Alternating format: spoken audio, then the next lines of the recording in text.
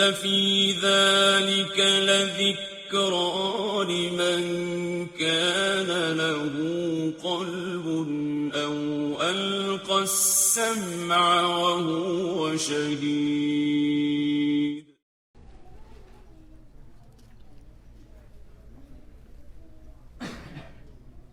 أعوذ بالله من الشيطان الرجيم.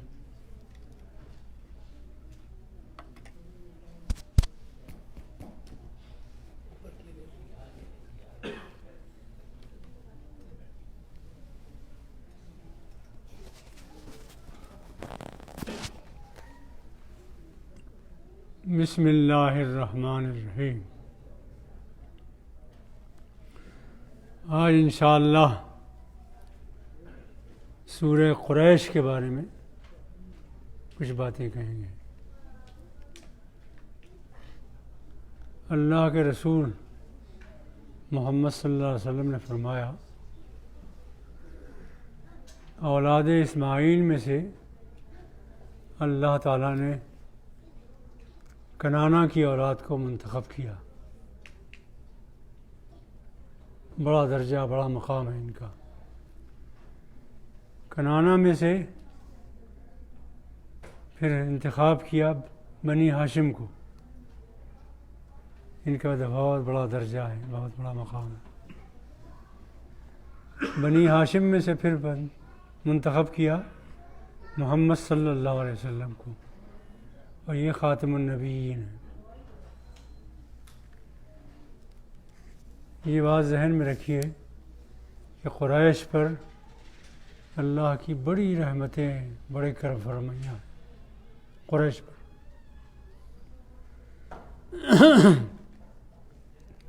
کسی ملک میں رہیں آپ، کسی وطن میں رہیں، تو ٹاپ کی چیزیں دو ہوتی ہیں.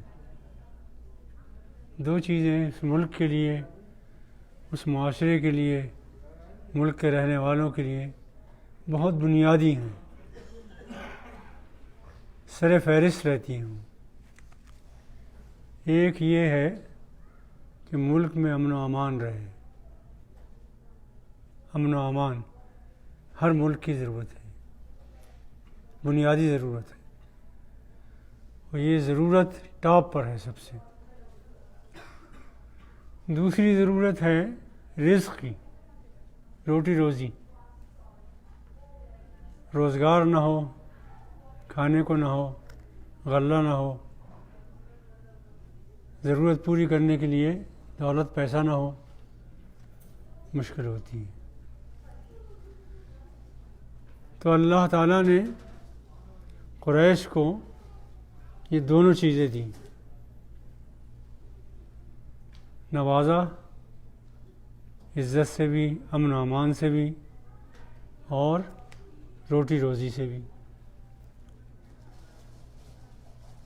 اس کا تقاضا یہ ہے کہ جب دو بڑی نعمتیں اللہ نے آپ کو دیں، اور دی کس وجہ سے؟ اس وجہ سے دی کہ حرم یہاں پر ہے، مکے کا حرم، مسجد حرام، بیت اللہ چونکہ ان کی مجاورت میں تھا، یہ متولی تھے، انہوں نے اس کا نظم سنبھالا. اس طفیل میں ان کو اللہ تعالیٰ نے یہ دونوں نعمتیں دیں. ورنہ مکہ جہاں واقع ہے وہ تو ایک جنگل سا تھا، ریگستان، نہ کوئی درخت تھا، نہ کوئی پھل تھا، نہ کوئی باغ تھا. لیکن اس کو آباد کرتے وقت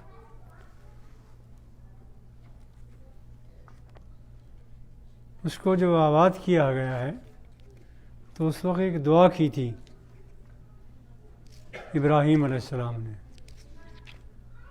اور ابراہیم علیہ السلام پیغمبروں کے باپ ہیں، ابو پیغمبر ہیں، ابو الانبیاء ہیں. انہوں نے دعا کی ان سے رشتہ جوڑے بغیر دین اور اسلام کچھ نہیں ہے. ملت ابیکم ابراہیم هو سماکم المسلمین، تمہارے باپ ابراہیم نے تمہاری ملت کا نام رکھا ہے اور تمہیں مسلمان نام دیا ہے. ہوا سماکم المسلمین، موسیٰ ابراہیم علیہ السلام نے دیا۔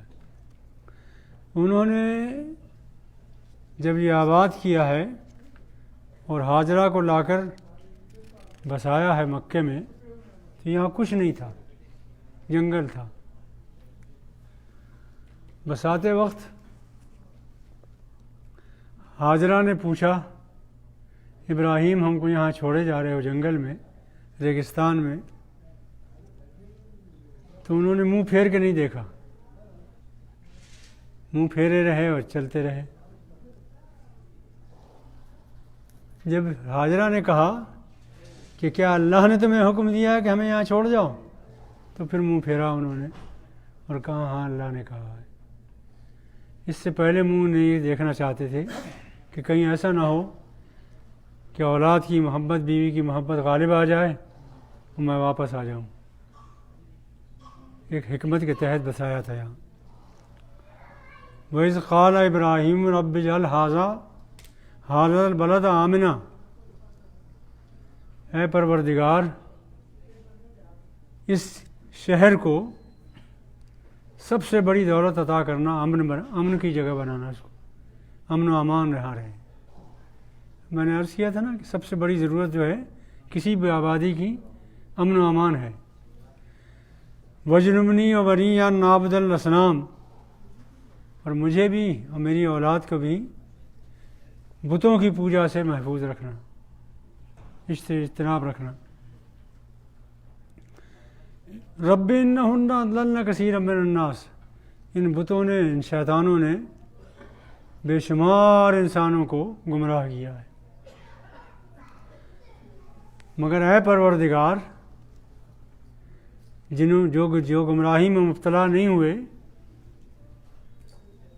شرک سے دور رہے، من تبعنی، اور میری اتباع کرتے رہے،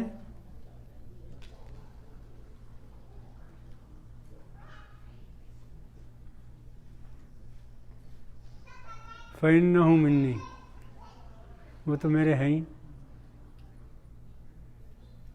جو میری اتباع کرتے رہے، بتوں سے دور رہے، وہ تو میرے اپنے ہیں، مجھے فکر ہے ان کی ہے۔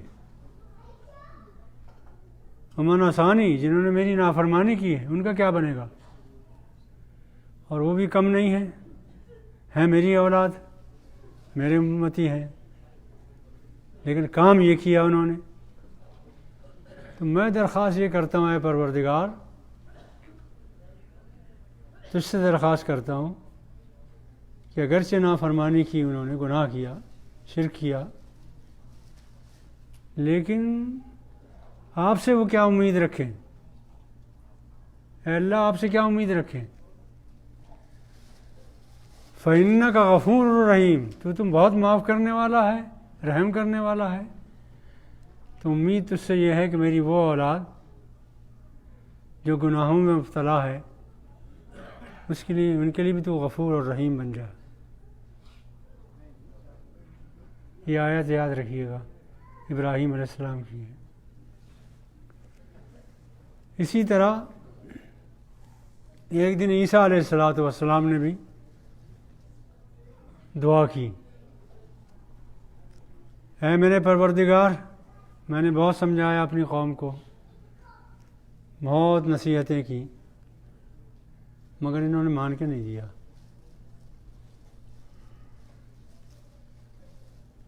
اب معاملہ آپ کے ہاتھ میں ہے، ان تعذبہم فإنہم عبادک، ان گناہ گار امتیوں کو اگر آپ عذاب دینا چاہیں تو تیرے غلام ہیں، تیرے بندے ہیں، کہاں جائیں گے؟ تیرے عذاب سے بچ کے تو کہیں جا نہیں سکتے۔ وَإِن تَغْفِرْ لَهُمْ، لیکن اگر تو ان کو معاف کر دے تو تیرے شان نشان تو یہی ہے، فَإِنَّكَ أَنْتَ الْعَزِيزُ الْحَكِيمُ، اس لیے کہ تو عزیز ہے، تجھ سے پوچھنے والا کون ہے؟ کون پوچھے گا تجھ سے کہ تو نے کیوں معاف کیا؟ جو سب سے بڑا عزیز ہے، سب پر حاوی ہے، سب سے بلند ہے اور حکمت والا ہے، تجھ سے کوئی پوچھنے والا نہیں۔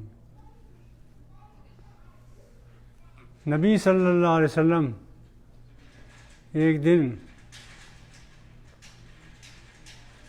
گھر میں نہیں تھے.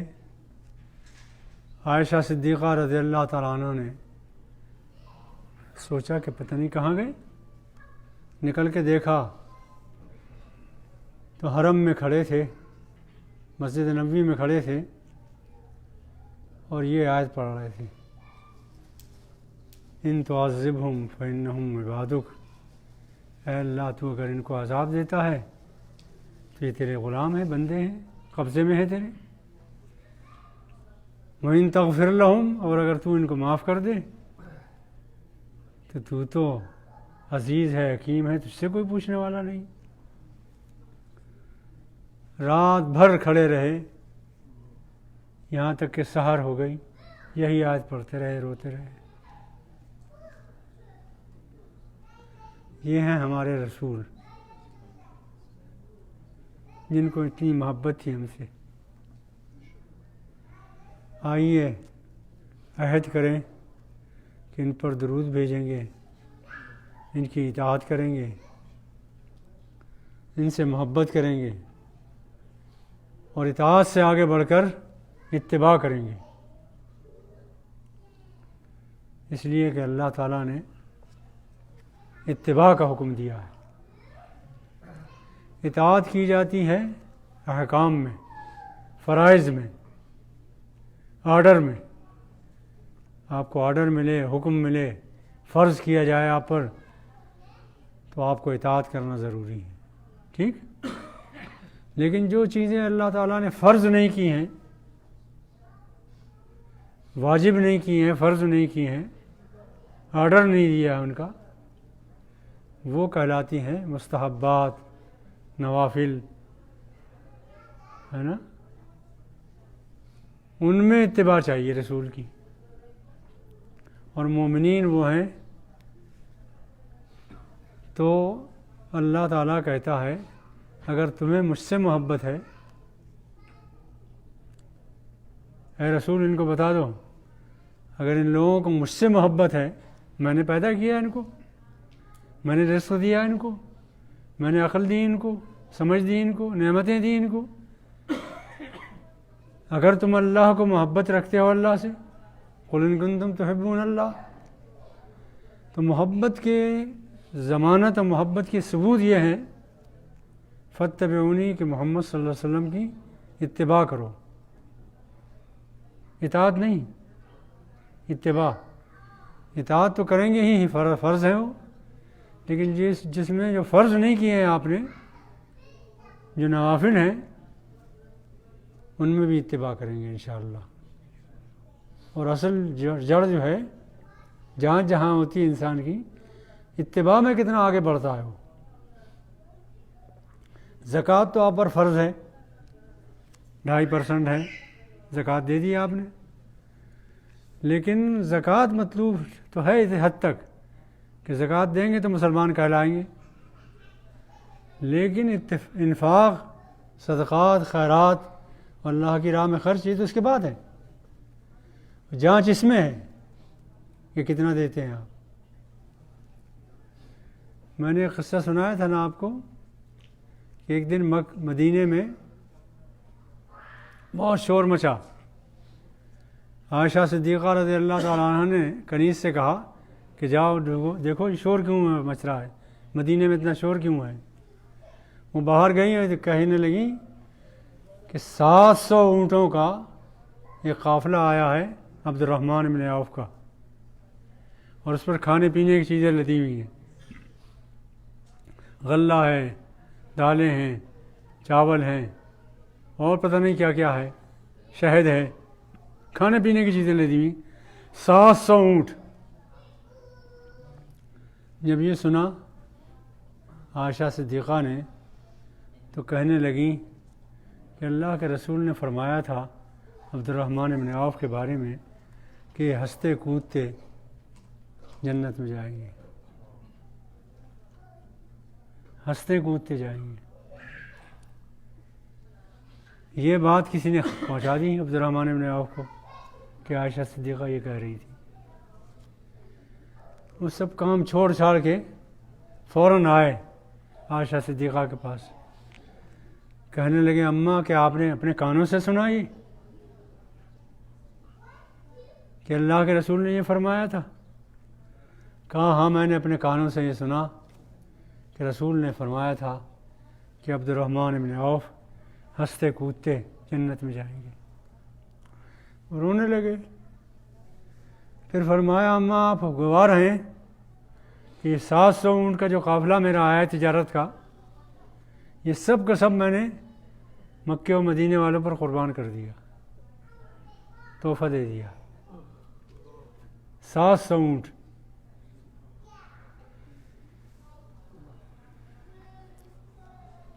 تو اصل میں ظاہر فرض تو نہیں تھا ان پر یہ صدقہ کرنا، ہے نا، فرض تو نہیں تھا. تو یہ بات یاد رکھیے. یہاں بھی ابراہیم علیہ السلام نے کہا فمن تبعنی فانہ منی، جو میری اتباع کر رہے ہیں، اطاعت نہیں کہا. رسول سے مگر محبت ہے تو ان کی ہر چیز پسندیدہ ہے، نقش قدم پر چلنا ہے ان کے، ٹھیک ہے نا. یہ تاکید نہیں سوچیں گے کہ بھئی کتنی تاکید کی ہے اور کتنے بار کہا ہے اور صرف فرض پڑھ کے چھوڑ دیں گے، ایسا نہیں کریں گے.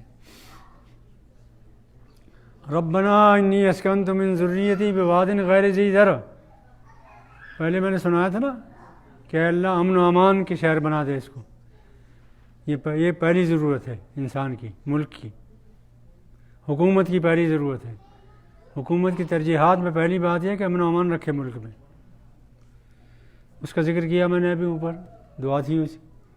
اب یہاں یہ کہہ رہے ہیں کہ میں نے وادی غیر ذی زرع، جہاں کچھ پیداوار نہیں ہے، ایسی وادی میں اپنی اولاد کو بسایا ہے. عند بیتک المحرم، تیرے اونچے گھر کے سامنے بسایا. حالانکہ ربنا لیقیموا الصلاۃ، اور اس لیے بسایا ہے کہ یہاں نماز قائم کریں. فجعلنا افئدة من الناس، تمام دنیا کے انسانوں کے قلوب کو ادھر متوجہ کر دے کہ وہ یہاں آئیں، خواہ اپنی جذبات سے آئیں، شوق ذوق سے آئیں. تہوی الیہم، یہ درخواست ہے آپ سے. اور یہاں تو کوئی پیداوار ہے نہیں، تو فرمایا وارزقہم من الثمرات، ہر طرح کا پھل یہاں ملے. تیری قدرت میں ہے یہ. چنانچہ آپ مکے میں کسی وقت چلے جائیں، جو پھل کہیں نہیں ملے گا وہاں ملے گا. سورہ قصص میں ہے یجبا الیہ ثمرات کل شیء، دنیا بھر کے پھل کھچے کھچے چلے آئیں گے مکے میں. سورہ قصص کی آیت ہے، 57 آیت نمبر، یاد رکھیے گا. تو رزق کی فراوانی یہ اللہ تعالیٰ کا کرم ہے یہاں، اور امن و امان ہے یہ اللہ کا کرم ہے. مکے میں جو داخل ہو جائے اسے کوئی نہیں مار سکتا،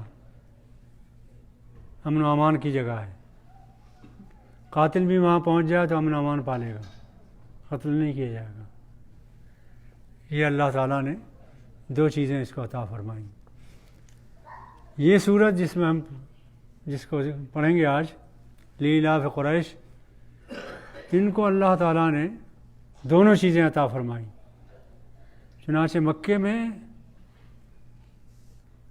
ظاہر ہے کہ کوئی قانون نہیں تھا، کوئی حکومت نہیں تھی، قبائل کی حکومت تھی، قبائل کے سردار تھے. گھروں کو رات کو سوتے تھے تو ڈر ڈر کے سوتے تھے، جاگتے تھے کہ کوئی حملہ نہ کر دے، کوئی لوٹ نہ لے. امن و امان نہیں تھا. ابراہیم علیہ السلام نے دعا کی، اللہ تعالیٰ نے حرم کے حرمت میں یہ قریش کو یہ مقام دیا کہ ان کے قافلے پر، تجارتی قافلوں پر کبھی حملہ نہیں ہوا. تنہا بھی اگر وہ گزرے تو کسی نے حملہ کبھی نہیں کیا.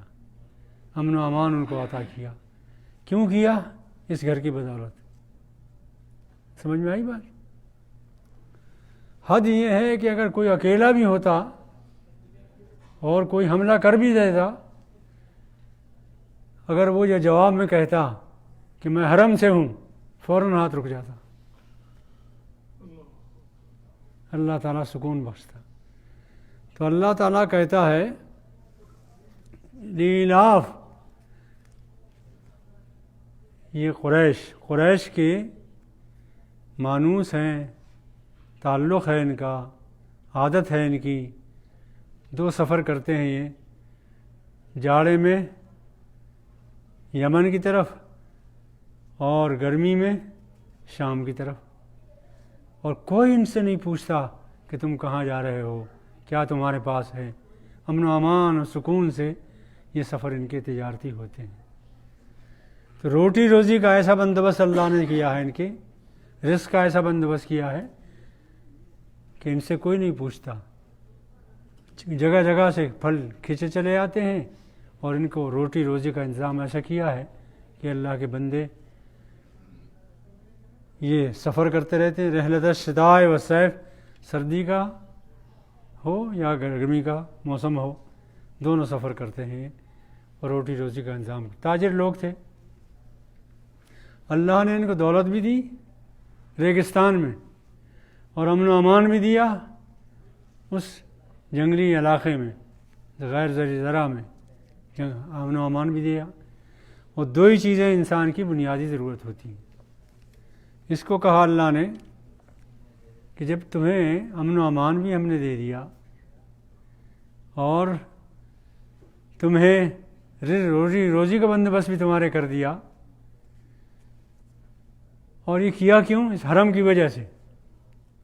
جو ابراہیم نے، تمہارے باپ نے یہ حرم قائم کیا تھا، بنایا تھا، تعمیر کیا تھا، اس کی بدولت ملا ہے. تو اس کا رب تو اللہ ہے، بت نہیں ہے. اس حرم کا، یہ حرم جو قائم کیا گیا وہ توحید کے لیے قائم کیا گیا، اللہ کے لیے. یہ اللہ کا گھر ہے، بتوں کا گھر نہیں ہے. فَلْيَعْبُدُوا رَبَّ هَذَا الْبَيْتِ، لہذا تمہارا فرض یہ ہے کہ بندگی کرو اس خدا کی، اس رب کی جو اس بیت کا گھر کا مالک ہے. وہ بت نہیں ہے پوجنے کے لائق، اللہ ہے. الذی اطعمہم من جوع، جس نے تمہاری بھوک کا بندوبست کیا، کھانے پینے کو فراوانی سے دیا. وآمنہم من خوف، اور امن و امان سے تمہیں رہنے کو جگہ دی، سکون سے رہتے ہو، کہیں چلے جاؤ کوئی پوچھنے والا نہیں. امن و امان ملا ہے تو اس گھر کی بدولت، اور بھوک مٹی ہے تو اس گھر کی بدولت، دولت ملی ہے تو اس گھر کی بدولت، جو کچھ تمہارے پاس ہے اس گھر کی بدولت ہے. تو اس گھر کا تقاضا یہ ہے کہ تم بندگی کرو صرف اللہ کی، کسی اور کی بندگی نہ کرو. اب ذرا نظر ڈالیے، ابھی کل پرسوں آئی تھی نا سورہ فیل، اصحاب الفیل، ہاتھیوں کی فوج آئی تھی ابرہہ کی. اللہ نے امن و امان دیا اور چڑیوں کے ذریعے ان دشمنان دین کو، حرم کعبے کو ڈھانے والوں کو تہس نہس کر دیا. میں نے سنایا تھا اس وقت جو عبد المطلب نے دعا کی خانہ کعبے میں، وہاں کی کنڈی کو پکڑ کے دروازے کی ایک دعا کی، اس دعا میں ذکر نہیں کیا بتوں کا. کہا اے اللہ یہ تیرا گھر ہے، ہر آدمی اپنے گھر کو بچاتا ہے، تو بھی اپنے گھر کو بچا. تو یہ بگڑے ہوئے لوگ بت پرستی شروع کی تھی، لیکن خدا کو مانتے تھے، اللہ کو مانتے تھے. اور اللہ کو ماننے کے نتیجے میں انسان میں خوش اخلاقی کردار پیدا ہوتا ہے، انسانیت کے اقدار پیدا ہوتے ہیں. وہ ان میں بھی تھے، غریبوں ناداروں کو کھلانا پلانا، ان کی ضرورتیں پوری کرنا، انسانیت کی قدر کرنا، اچھے اخلاق سے پیش آنا، لوگوں کی عزت کرنا، یہ ساری خوبیاں ان میں تھیں قریش میں. اللہ تعالیٰ نے انہی میں سے منتخب کیا محمد صلی اللہ علیہ وسلم کو، ان کو رسول بنایا. اور ہماری خوش نصیبی یہ ہے کہ ہم اس رسول کے امتی ہیں. اور یہ بھی اللہ کا کرم ہے کہ مسلمان گھرانے میں پیدا کر کے اللہ تعالیٰ نے یہ کرم فرمایا ہم پر کہ کہ ہم مومن ہیں، مسلمان ہیں، امتی ہیں رسول کے۔ فرض کیجئے خدا نخواستہ کسی اور گھرانے میں پیدا کر دیتا، کتنی مشکل ہوتی، کتنا بڑا کرم ہے اللہ تعالیٰ کا۔ لإیلاف قریش ایلافہم رحلۃ الشتاء والصیف فلیعبدوا رب ھذا البیت الذی اطعمہم من جوع وآمنہم من خوف۔ پہلی صورت تھی امن و امان کی، یہ صورت ہے، اس میں دونوں کا ذکر ہے، امن و امان کا بھی اور بھوک کے مٹانے کا بھی، روٹی روزی کا بھی، رزق کا بھی، سارا انتظام اس میں ہے۔ اللہ تعالیٰ سے دعا کیجئے کہ ہم جہاں بھی رہیں یہ دونوں نعمتیں ہمیں حاصل ہوں، جہاں بھی رہیں، جس ملک میں بھی رہیں، اس ملک کے لیے بھی امن و امان کی دعا کیجیے، ہمارا کام یہی ہے۔ اس ملک میں بھی اللہ رزق کی فراوانی رکھے، اور یہ جو اس وقت ہمیں نہیں جانتے اور کبھی کبھی کوئی واقعات ہو جاتے ہیں، ہو جاتے ہیں نا اس ملک میں بھی، یہ اس لیے ہے کہ ہمیں یہ پہچانتے نہیں۔ ہماری تعلیم تو یہ ہے، ہم ان کے خیر خواہ ہیں، سب سے بڑے خیر خواہ ہم ہیں، اس لیے کہ ہمارا جی چاہتا ہے کہ ان تک دین پہنچے اور یہ جہنم کی آگ سے بچ جائیں۔ اور یہ سب سے بڑی نیکی ہے، کسی کے ساتھ بھلائی کرنا چاہیں، سب سے بڑی بھلائی یہی ہے کہ اس کو جہنم کی آگ سے بچائیں۔ اور ہم اٹھے اس لیے ہیں تأمرون بالمعروف وتنہون عن المنکر، کہ برائیوں کو مٹائیں، بھلائیوں کو پھیلائیں۔ اس کا واحد ذریعہ یہ ہے کہ توحید کی تعلیم دیں دنیا کو۔ وآخر دعوانا الحمد للہ رب العالمین۔